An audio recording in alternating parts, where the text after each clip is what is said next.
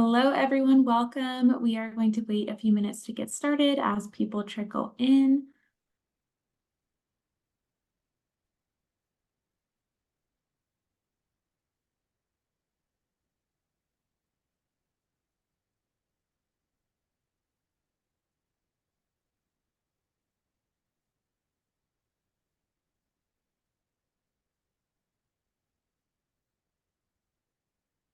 Welcome, everyone. We are going to give it a few more minutes to let others join us today. We are so excited to have you here with us. If you have any questions throughout the duration of this webinar, please pop them in the chat or in the Q&A function, and we are happy to answer those for you.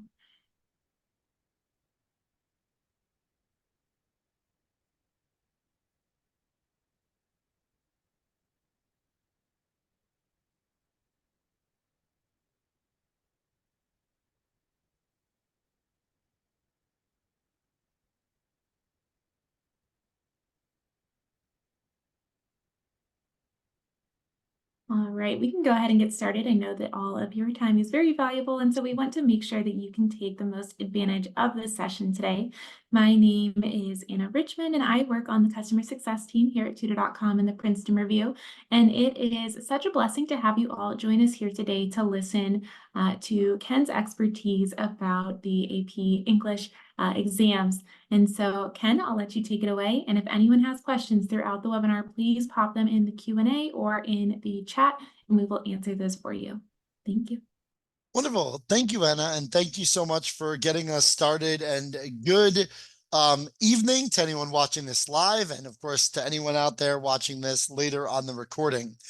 So we know that we're here today for an AP English webinar. And our meeting today really is going to focus on three areas. First, on why students should want to take AP exams and why they'd want to do well on them in the first place. Second, we're going to talk about the exams from like a structural aspect, like how are they organized and what could you expect to see on there? And third, we're going to share some of our tips and tricks with you in ways that you can attack the exams in a strategic manner to supplement the content you need to know. As Anna said, my name is Ken. I have been with Princeton Review now for almost 16 years. And for over 40 years, this company has been helping students prepare and succeed on standardized tests. And we hope to put forward some of that expertise to all of you today. So we start with why take AP exams. And if you're attending this webinar, you may be a student or the parent of a student planning to take the exam in the spring. You may be, an administrator or someone who works for a district trying to get the information so you can pass it on to students. But it really boils down to one central reason, right? The number one reason that people put themselves through AP exams is because you can earn college credit. As you'll see momentarily, AP exams are going to be scored on a 5-point scale. And if somebody can earn a 3 or better on one of those tests, they may be eligible to apply that exam as a, I'm trying to think of the word, oh my gosh, as a competency for that course. So for instance, if I'm taking an AP English test and I get 3 or better on it, that can knock out one of my English core requirements in college. And the higher the score, the more colleges will accept it for credit, and the more likely a college will be to accept it for credit. So it takes the place of one or more. Each exam usually knocks out one course requirement. What's cool about that is that it allows an incoming freshman to skip sort of their college core classes. For anyone who doesn't know, your first 2 years of college, where the school is sort of advising you to, learn about and think about your major, but not forcing you to declare it yet, are often focused on a series of liberal arts courses. So, English, history, math, science, language, the fine arts. that in many ways can feel like a bit of a repetition of what one did in high school. So being able to bypass those courses because you already have credit for them lets you avoid a little redundancy. On top of that, you are then going to be able to get to your major faster. See, if I want to go to college because I really want to study political science, it's more interesting to me if I'm able to take a bunch of very political science classes and dig deep in my area of interest rather than have to spend 2 solid years doing like high school a little advanced. On top of that, the more of these scores on AP exams you earn of 3 or better, you might even find yourself being able to graduate more quickly. The average college semester is 4 or 5 courses each. So have a handful of AP exams you've done well on, you might be knocking a whole semester off of college. So it turns out then that these exams can play a pretty vital role into improving your college experience. Now, tonight's seminar is about the AP English exam. So if you are considering taking one of the AP English exams this year, you should know that the AP Lit exam, the literature exam, will be on Wednesday, May 8th, and the AP Lang exam is Tuesday, May 14th. This is really important because with the exception of like a single makeup date, every AP exam is offered one time per year. And you're probably going to be taking, if your school offers it, the course that goes with that exam leading into the exam itself. So you're really trying to have everything align well for this one test. That means that we need to know our date and we need to plan our prep backwards from it. We really want to swing for the fences and not be in a spot where we're like, great, now I need to wait a year to do the exam again, but now I'm not doing the course attached to it. So it's super important to be organized. I mentioned before a little bit about the exam's scoring. So let's understand that a little bit. A score of 3, what is being said here is College Board, the people who make the AP exams, are saying to colleges that a student who scored a 3 has a qualified level of understanding in this subject matter. And therefore, they don't need to show more competency in that particular area in college. So you probably can imagine this, but not every school believes that a 3, which would be equivalent to a B minus, C plus, or a C in college, really shows competency. So usually the more competitive schools will require at least a 4. And of course, any school will happily take a 5. So do understand that a 3 on this exam is some schools. A 4 is virtually all of them that participate. A 2 typically is not going to be credit anywhere, but doing your research on schools is important because there are edge cases where with further evaluation or the presentation of a matching grade in the course, it can be applied. But we generally assume that anyone who's going down this route is trying to score 3 or higher. That is the general goal for most students. So I want to just reiterate what Anna said. If you have any questions, please type them in the chat as soon as you have them. In order to get to everything we're going to get to this evening, I'll probably only stop for questions at the end of the module. I don't want people to think that they have to wait a certain moment. You should feel free to type a question as soon as you have it. And if I don't catch it, Anna will relay it to me. So don't feel like you have to wait for me to ask. We want to answer your questions whenever you have them. So there's our background. We know why you would take it. We know when it's offered for the English test, and we know the minimum score we're really aiming for. let's break the exams down in a little bit more detail. According to College Board, the purpose of AP exams is to show competency in the material covered by an introductory college course in the exam subject. So typically a college would require that you would take two English, like introductory English, call them like English 101 and English 102.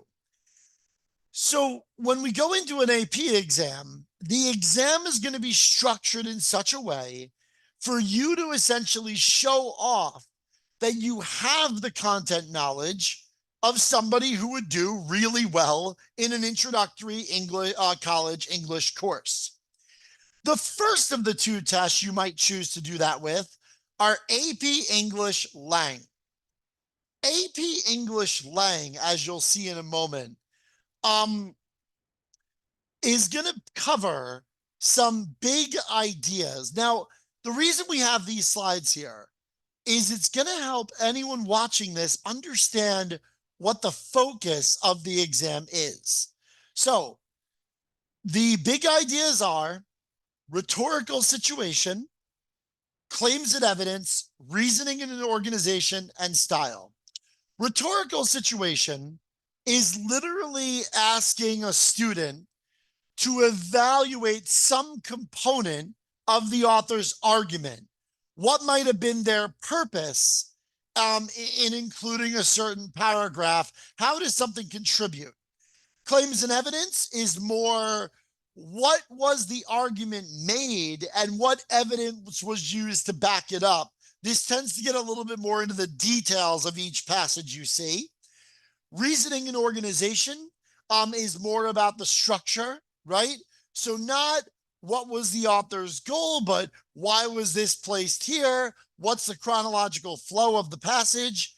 And then style could be any number of things, including tone, even including why one word might have been chosen over another. Now, on the other side, you have AP English Lit. AP English Lit is much, much different. It is not necessarily looking only at like what you just saw, which are like rhetoric and reading comprehension skills. Instead, we're connected to the 6 main components of literature. Who are the characters? What's the setting? What is the structure of the story? Who or what is the narrator? What figurative language is used? And lastly, can the student show that they are able to use examples from literature to support an argument? So definitely one exam, Lang, is going to focus much more on reading comprehension and understanding the decisions an author made in creating a text. AP English Lit is going to be, what are the features of a narrative story? How is it written? And can you use it to back up some point? So either one of these, and they're going to be interchangeable in terms of what they would clear you for in college. So if you're trying to clear both English courses, you would do both of these exams. If you're trying to just get one English credit, you would pick the one that's more suited to your strengths. And hopefully by the end of this meeting tonight, you'll have a better idea of which one of those it may be. Hopefully you're already on your way. So let's talk about the exam structure. We'll go over what's similar between the two exams and what's different. Both exams open with a 1 hour long section 1. And in Lang, you are given 55 multiple choice questions. In Lit, you are given 45 multiple choice questions. And that is simply because Lang has a few questions that are very, very short, that are kind of just about a vocab word or a detail, whereas the literature questions usually involve a little bit more of an understanding of the overall text. But either way, 1 hour. That's all multiple choice. Then you go into section 2. So Lang is 135 minutes. Literature is 120 minutes. The only difference is the 15-minute reading period that you need for primarily the rhetorical analysis essay. So let's explain that a little bit. In Lang, you are first given a synthesis essay. So a synthesis essay is going to ask you to take several different snippets, so to speak, and it's going to ask you to combine them in different ways to support a point. The rhetorical analysis essay will provide a text written by another author and will ask you, the student, to analyze how that author made their argument. What were their main lines of reasoning? And please provide examples. The argument essay is more of a free-form essay that just measures your writing skill of your ability to take a stance on some topic and support it while still showing you understand the complexities of the issue. Literature is much more straightforward. There's a poetry analysis and a prose fiction analysis, and both of them are sort of like a rhetorical analysis essay. Here's an existing, already written text. Please break down the main decisions the author made. Whereas literary argument, like the argument essay, will be you just taking a stance on an issue, but you must use some outside literature sources to back up your point. Not just, random topics from life or experience or history like the argument essay wants. So again, the better someone is at writing and understand how things are constructed, they would go for Lang. The more well-read someone is in terms of poems, books, short stories they've read, the more experience they can pull from there, the more they might go for lit.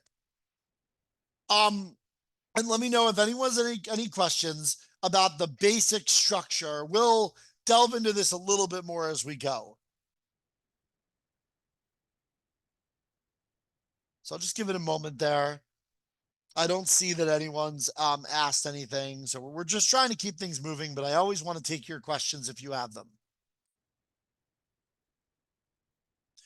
So as people are thinking if they have questions, let's talk about preparing.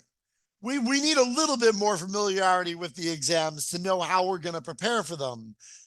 But even though we don't have multiple hours of time tonight, there are some things I can show you that apply to both tests and may even apply to other AP exams in general.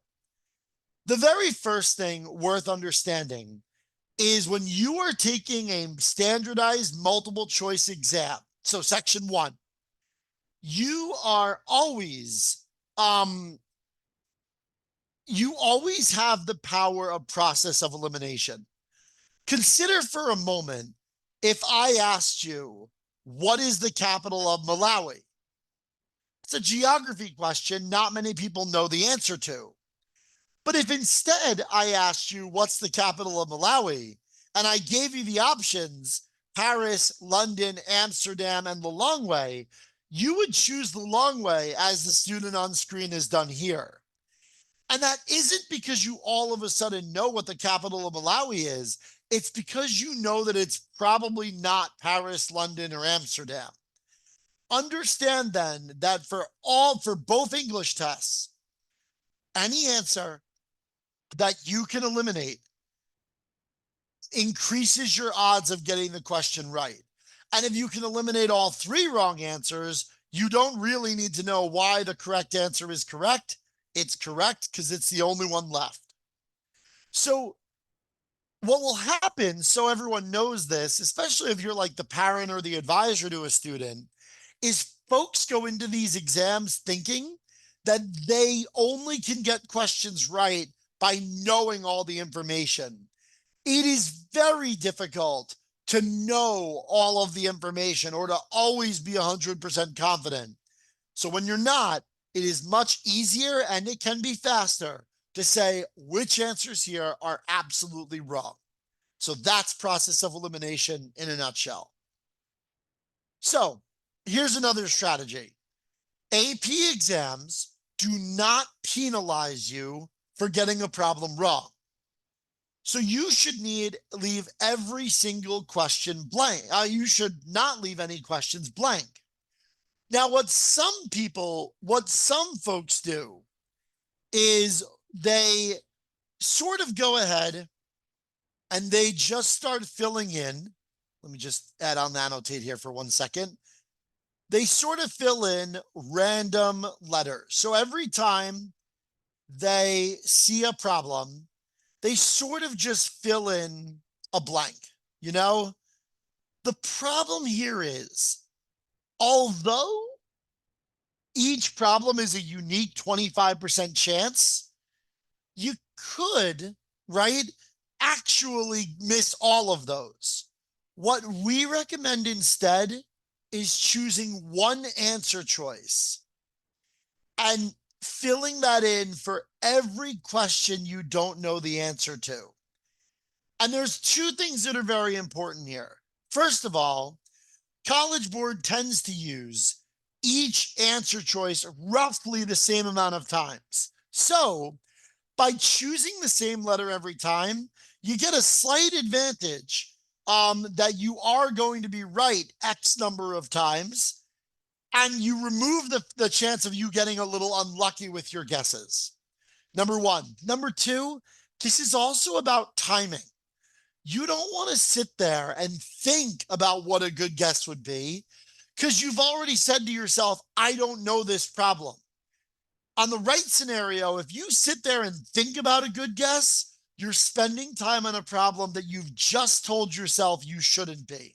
So it's not just that letter of the day scores higher. More importantly than that, it moves you through the text more efficiently. So let me clear that markup real quick. Okay, let's understand then what some of our multiple choice strategies on this exam are. Here we have an excerpt from what you would commonly see on an AP English Lang question. So notice this passage isn't about literature. It's about things like habitat monitoring objectives and the Federal Endangered Species Act. The question is, the term taxa in paragraph 1 refers to, right? So what can I do? Well, there's a couple of different things to note. Number one, you want to first find that word where it appears in the text. I see that taxa appears in line 5. You want to look at the surrounding text to understand what taxa may be.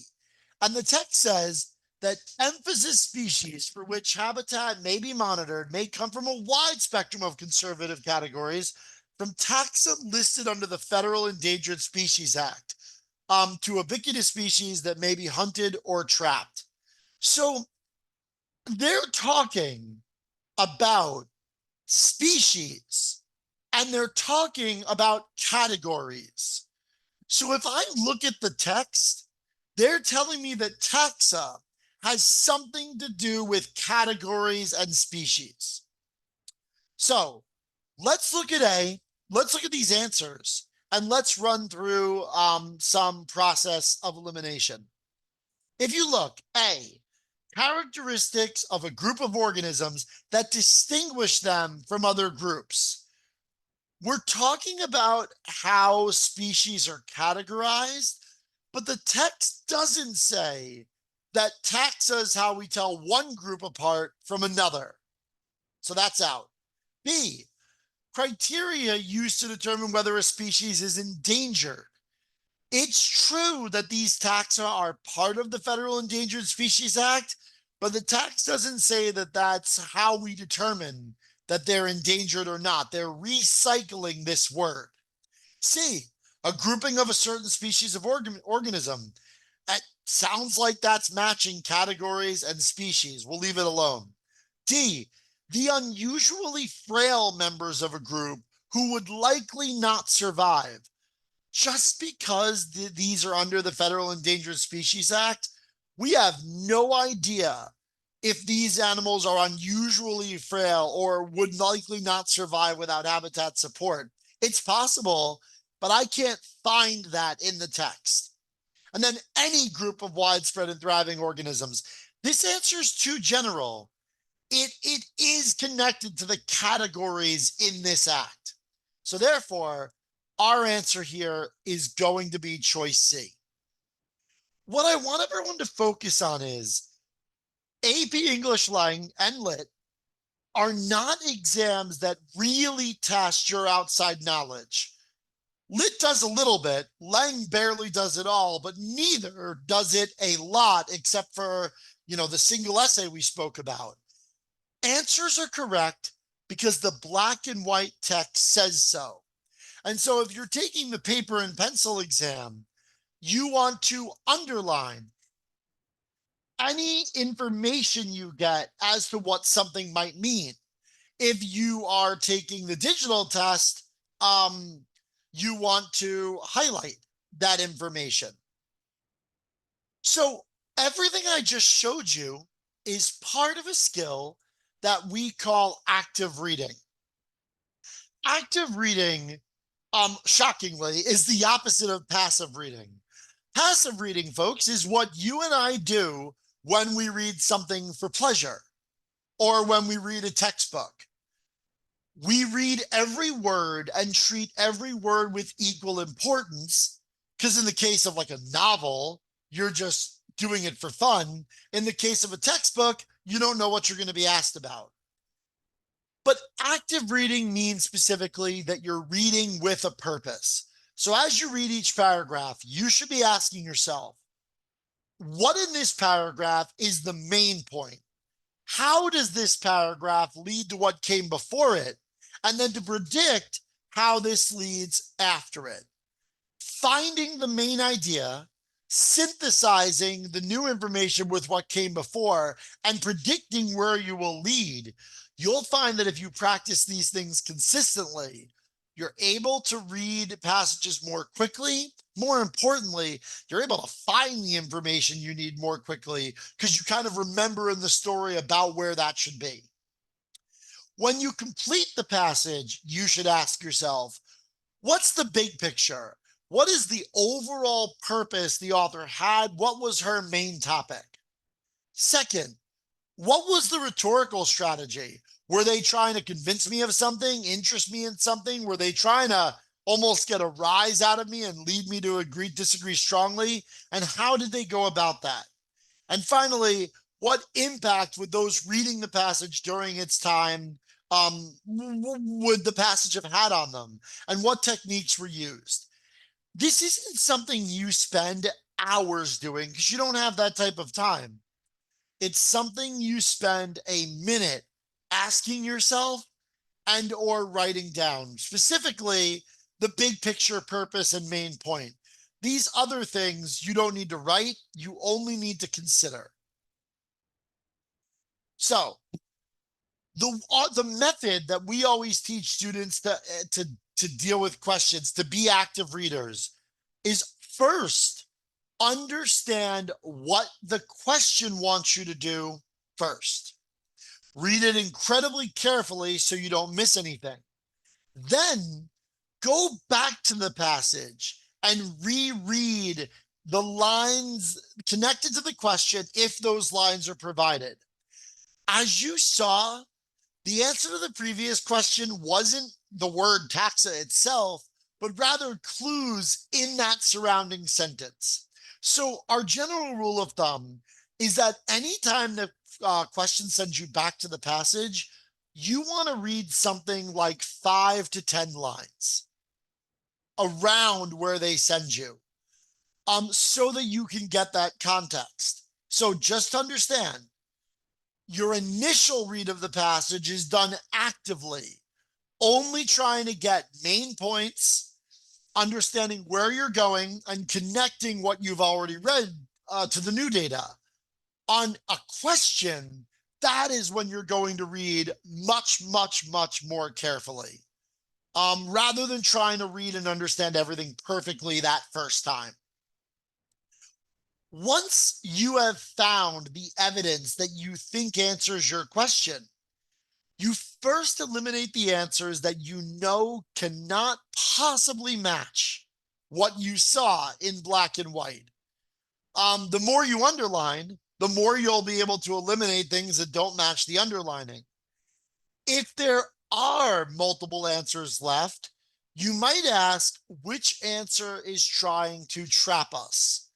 That's generally a more effective question than looking only for a right answer. So if you're down to 2 or down to 3, assume that the only reason answer's left is because it's deliberately trying to attract you towards it.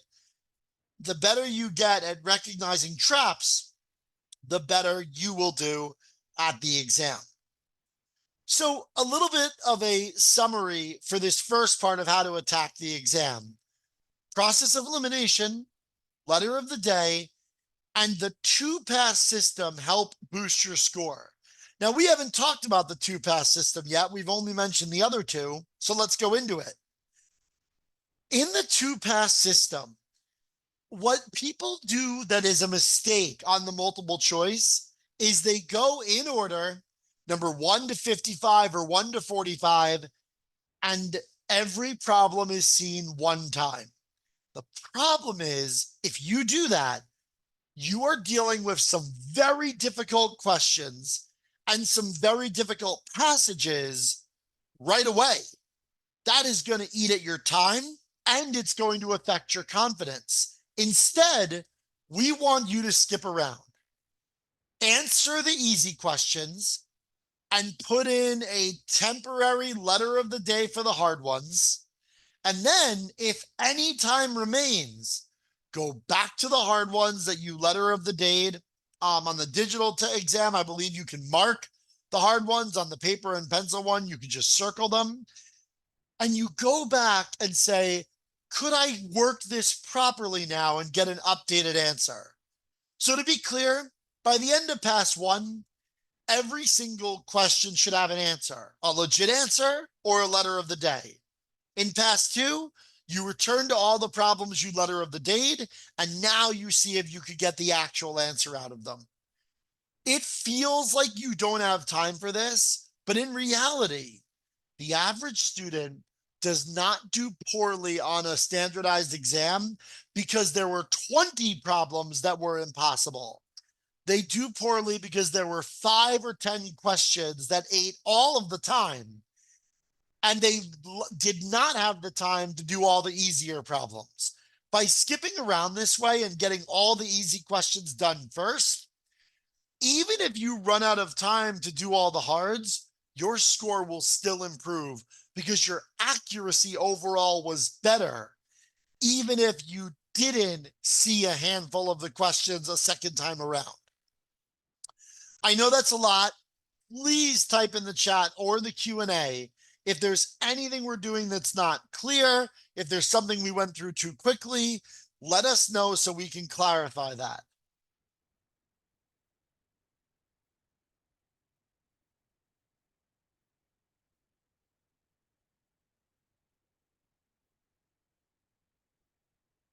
So let's take a look at what a reading passage on English Lang, we'll use Lang as an example, right, would look like.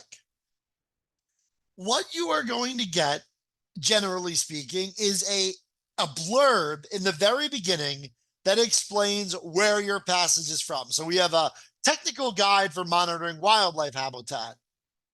Now, once in a while, if College Board feels like they need it, they might even give further clarity as to where this passage came from. And that's this next block of italicized text. Generally speaking, you only need to read the blurb just so you have your background. When you see this piece of information, it's kind of just telling you like who this was for. You can move on to the text itself. Now, how would I consider like doing this with active reading? Well, I want to start here. Look at the very first sentence, right? Management objectives will differ substantially among species and thus influence habitat monitoring objectives. I see quickly that the next sentence is sort of like talking about how this act helps them, is sort of one way how they choose species to monitor. But the second sentence is literally just explaining one way that we choose species to look at. So the main point here is the first paragraph. And what I expect is that they're going to go into and talk about how they choose which species to monitor. And if you look at line 10, that's exactly what they do. The process of identifying monitoring priorities begins with a review of pertinent laws, regulations, policies, regional and forest management objectives, and priorities set through partnerships and agreements to determine those emphasis species for which monitoring of populations is required. And then I see that as it goes on, it talks about recovery plans. It talks about how some people instead use the Forest Service, but this is all about the process. So I expect them to talk more about the process of how they identify monitoring priorities. And I hope everyone following along with me sees how this goes. The third paragraph, line 26, talks about another thing that figures out if a habitat should be monitored for an emphasis species or not, regional and forest management. But if is sort of just going to be providing an example of that.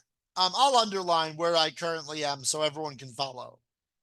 And then conversely, just gives an alternate. It's not that I don't care about these things. It's just that I know that they're talking about what would and wouldn't make cause someone to monitor a species. So let's just press on for now. Then we get into the next part. So first we have management considerations.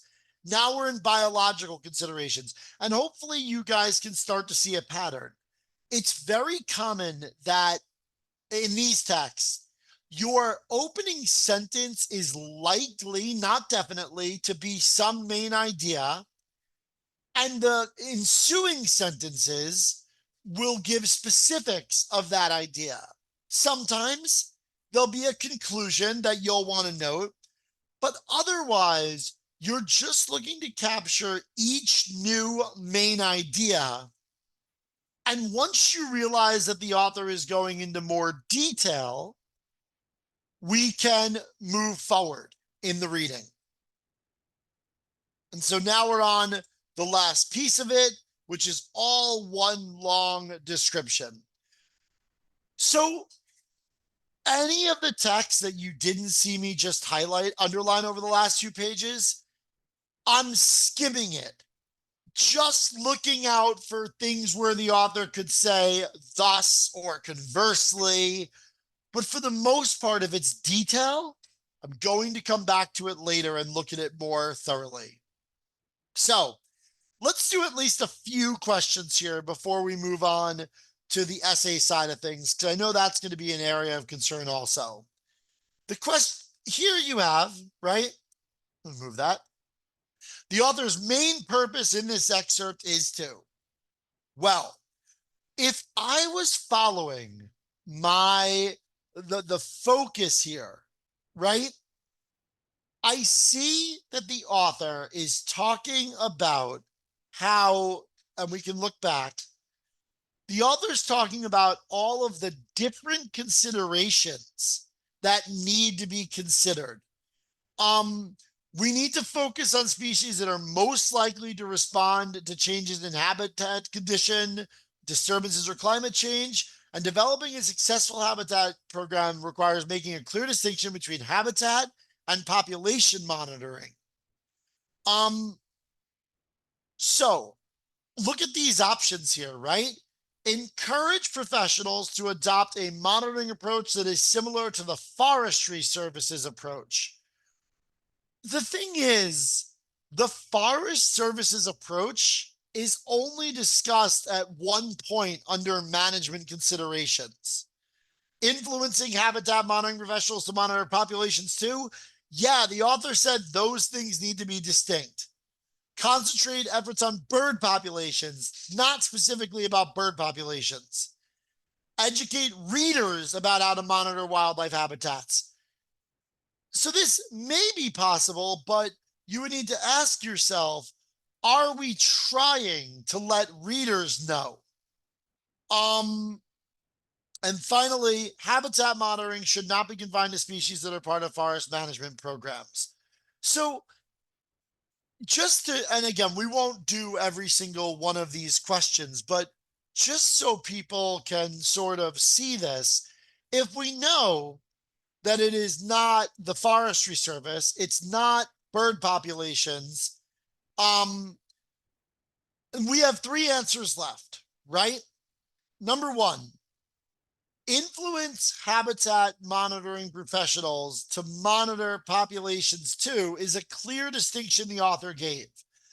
Educate readers. This is not just about readers. We had read that this was for professionals. Direct resources towards protecting endangered species.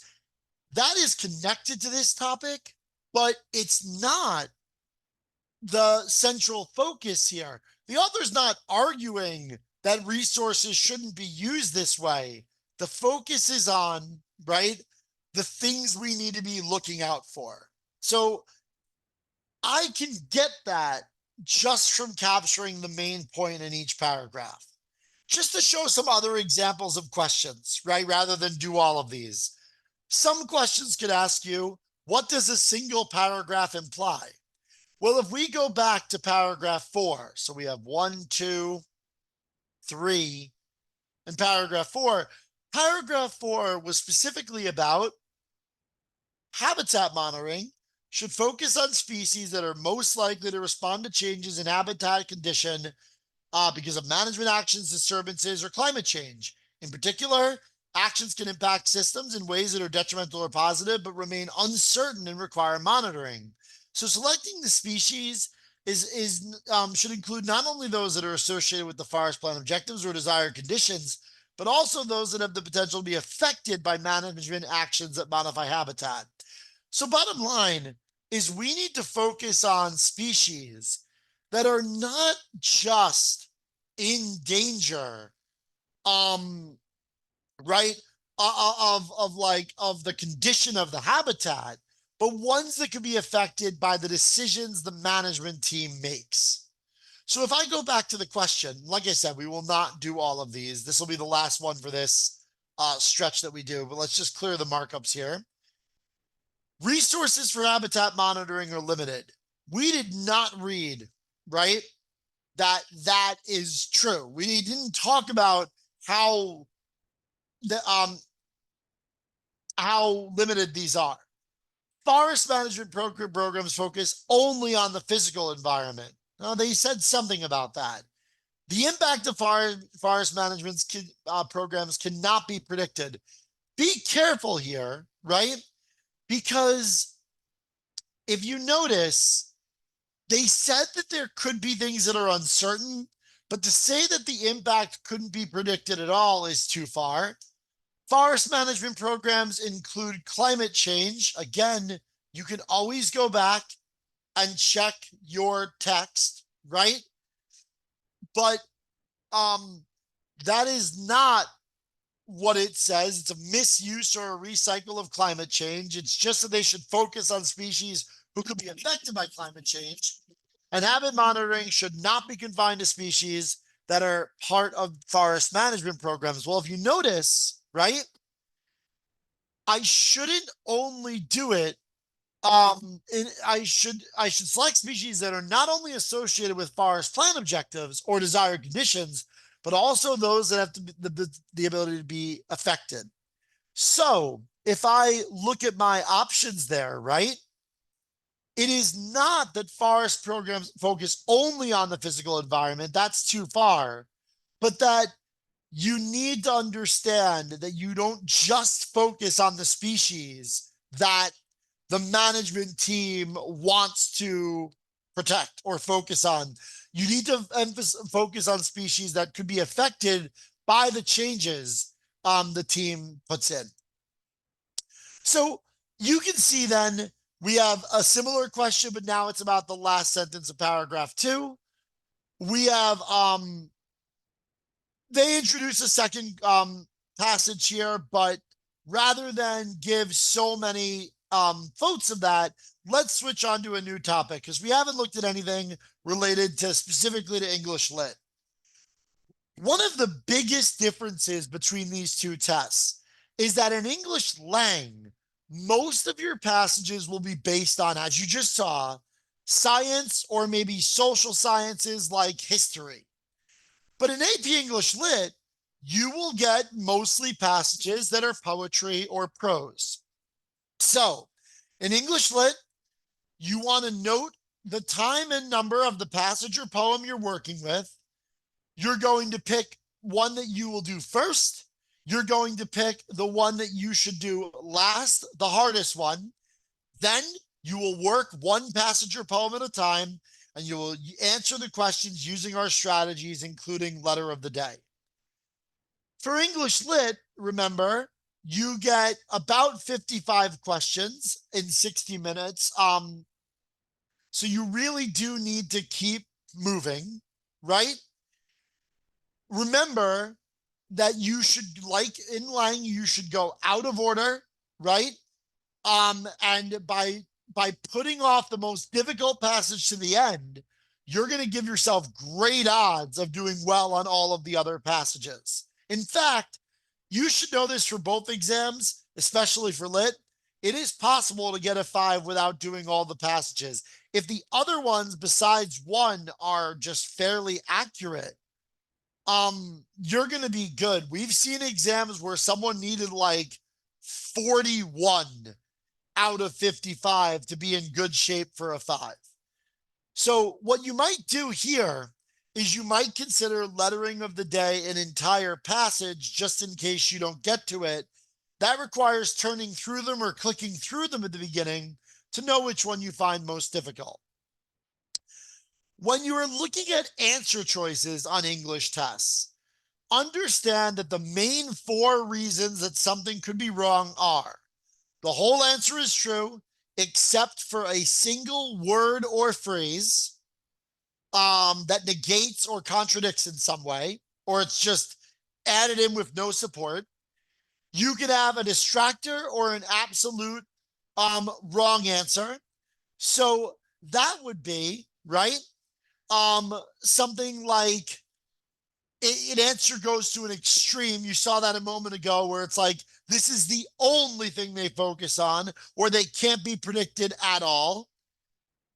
You can have like a key, right, or best answer. What that kind of means is you're looking at the answer and you like it, but there's no actual support for it. It's just something that sounds good. And then irrelevant details and information is the answer that's brought up has absolute, even if it's accurate information, is not relevant to the question task. The task asked why something was done, and all this answer is doing is explaining the detail itself, but not giving why that was included. So the way these work is you have 5 passages that are a blend of prose and poetry, and 55 questions you need to knock out in 1 hour. So after you've chosen a passage, the first thing you're going to do in Lit is you're not going to jump to the passages right away because it's so time sensitive. You're going to go to the questions and read through the question stems so you know what you're going to be asked about. You're going to identify the main point of each paragraph, just like Lang. Whenever you come to text that you know relates to a question because you previewed them, you should stop and answer the question then. And when you're done reading the passage, just like Lang, you should identify the main point. So basically, guys, it's the same, except we think you should preview the questions first to save yourself some time, knowing what you're going to be asked about, and to also save yourself some time. We think that as soon as you come to lines that you know will help answer a question, stop reading and do the question. So On average, you wind up with about 12 to 15 minutes of passage. Really, you have 11, but if you've taken one passage and shoved it to the end, you will do better working 4 passages thoroughly. So read actively using the steps I gave, manage your time, and learn your question types. Now, questions can ask about a lot of things, and this is sort of a blown out list of what I showed you with the English Lit ideas before. The best way to get familiar with this is to practice it so you learn these variations over time. So here's an example of what an English Lit passage might look like. This is prose, right? We have the Duc d'Aumale, which is a satirical story written by Edgar Allan Poe. Again, I'm not going to read this first. I'm going to jump to the questions. I see that they want the primary purpose of the passage. Nothing to really highlight there. I see that they want what best describes the Duc d'Aumale. So that's kind of a general question, but maybe they give a description of him. I want what they say about lines 27 to 35. So when I get to those lines, I absolutely want to answer that question. So what I might do then is as I start reading the story, I'm going to get general impressions as I go. But the first question I'm really going to be answering is in 27 to 35. So without giving you all the backstory on this passage, if we look what it says here, right? Know what, notice I'm starting a little bit above. Know what, said his majesty. Come, sir, strip. Strip indeed, very pretty in faith. No, sir, I shall not strip. Who are you, pray, that I, Duc de l'Aumale, Prince de Foie Gras, just come of age, author of the Mazurkiad, a member of the Academy, should divest myself at your bidding of the sweetest pantaloons ever made by Bourdon, the daintiest dressing gown ever put together by Rambert, to say nothing of undressing my hair, not to mention the trouble I should have in drawing my gloves. So the Duke is being pretty clear here, right? The Duke is asking this person, his majesty, who in the world are you that you could make such a question of me, right? So I think hopefully everyone is feeling pretty good about the answer here. This is not his quick temper, because nothing we underline says that he's angry. This is not exquisite taste, because he describes these things as very nice, but right, we don't know that these are actually nice garments. C is a tricky answer. Sense of self-importance. It is not that these lines, especially if you read the context, that it's like the Duke thinks that he's very, he's so important, but we'll leave it. Accomplishments in social position, no, because nothing here was actually said, like, here's what he's done, and misunderstanding of his situation. So these are the 2 answers I could see someone down to, which is why when you're reading lines, you need to read around, right? And so this majesty, right, is a prince. But bottom line here is that these lines are definitely meant to show that the Duke believes he is much, much more important than he is. So you see how someone could doubt choice C, right? But that's what the actual evidence supports. These lines by themselves don't do enough to show that he misunderstands his situation, just that he believes or thinks that he is much bigger of a deal than he is in the text. So it's very similar, and I want everyone to have this impression as we quickly wrap up the multiple choice here. When in doubt, narrow down answers by eliminating wrong answers based on what you found in the text. An answer with a single flaw means that answer is entirely wrong. And make sure you never leave a question blank. For both exams, underlining the evidence is critical to knowing which answers are incorrect. And notice, none of that was based on outside knowledge. All of that is answerable from what I can see in black and white. Now, let's spend our last few moments here talking about essay strategy.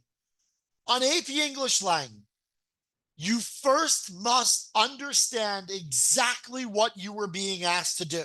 There are 3 distinct essay prompts, and you need to be clear on all the parameters of it. When you go to write your essay, you must have a strong position. You cannot say things like, it could go either way. Even if you believe the issue is complex, you need to choose a side, and later in your essay, you can acknowledge the counter argument. And then finally, make sure your essay is well organized. On English Lang, you're going to be given you will have the synthesis essay. By the way, you can do these essays in any order you want, so you should do the one that you are strongest at. You get an average of about 40 minutes per essay, plus 15 minutes for rhetorical analysis, but you can break down the time however you so choose. Synthesis essay is, I'm going to be given 6 to 7 short accompanying sources, and I've got to write a response using at least 3 of them, combining them in different ways to make some argument. I've already told you that in rhetorical analysis, you're going to be given a passage from another author and describe the techniques the author used. And finally, the argument essay gives a very simple claim or assertion and asks you to argue a position, bringing examples from anywhere in your knowledge, life, or experience. All essays, this will apply to lit as well, should be organized the same way. An introductory sentence or 2 that captures the reader and says, you really want to pay attention to what I'm going to say. It's called a hook, usually. Then the thesis, you want to lead right after that with what your argument is. It should be something that can be disagreed with, but it should be specific enough to be covered in a short essay. Your intro should also list the 3 pieces of evidence you'll use. And finally, you should transition to the body. In your body paragraphs, each evidence gets its own paragraph, and you should clearly link it back to how it supports your thesis. It's great for the 3rd paragraph to go to the counter argument, and then you either shoot it down or explain that it only applies occasionally. And finally, you need to make a more emphatic version of your thesis in the conclusion, because now that you've fully supported it, it has more weight. And you want to leave that reader with the lasting impression of what your argument was and just how well you made it. In AP English Lit, just before I know we have to finish up here, you should prepare 3 examples for the literary argument essay ahead of time. That way you'll be able to use at least 2 of them, no matter what the prompt is. When you're analyzing the poetry or prose in the other 2 essays, understand the author's going to have something he or she keeps doing. They might continuously use the word we. They might keep using metaphors. They might keep including factual data in what they say. If you want to ask yourself, why are these rhetorical devices being used? And that will help you identify a main line of reasoning. Oh, he keeps using the word we to include the reader in his cause and appeal to the reader's emotions. Make sure that your essays are organized. So this slide, just so it shows for the recording, gives you what you're going to be asked to do. You're given all the implements you need unless you're typing on screen. And remember, just like Lang, 40 minutes per essay. In summary, these notes are here so you're able to look at them. Choose the essay you're going to be strongest with. Make sure you find the keywords in the prompt. If it is rhetorical analysis or prose or poem analysis, work the passage just like you would for a multiple choice. Our materials go more into the idea machine. Make sure that you have a conclusion, and don't spend your time writing an outline. It's fine to brainstorm and organize the order of your thoughts, but you don't have time to also add an outline step. And then here, so you see it, is the idea machine, which is what's the meaning of the work and how does the author get the meaning across? If you ask that for any text you read, you're going to have a great chance of writing an adequate essay that can score 4 or better.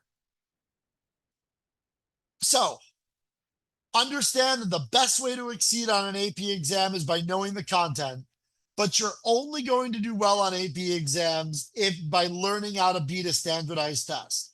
One of the things that Princeton Review and Tutor.com always tries to do is provide the support and teaching in terms of strategy that can supplement all the content work you're doing this year. And I know we moved very quickly through this hour and tried to get as much done as we could, but hopefully you at least got a few pieces of how that strategy could help you or your student in their own AP journey. So with that, I want to both kind of open the floor to questions, but also to Anna and invite her back on at this time, just because I know we are at that hour mark. And I know we're trying to keep things as strict and tight as we can.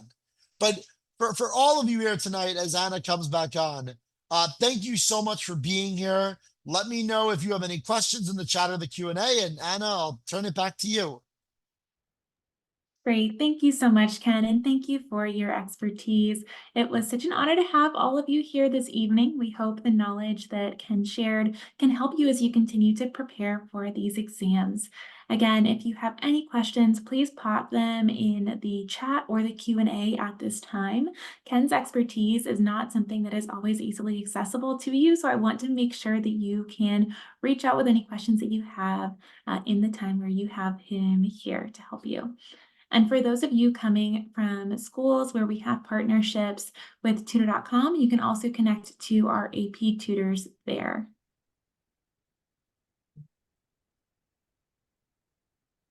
All right, I'm not seeing any questions. So thank you all for your time this evening or this afternoon, depending where you're joining us from. And we hope to see you for our next series and online. Thank you all.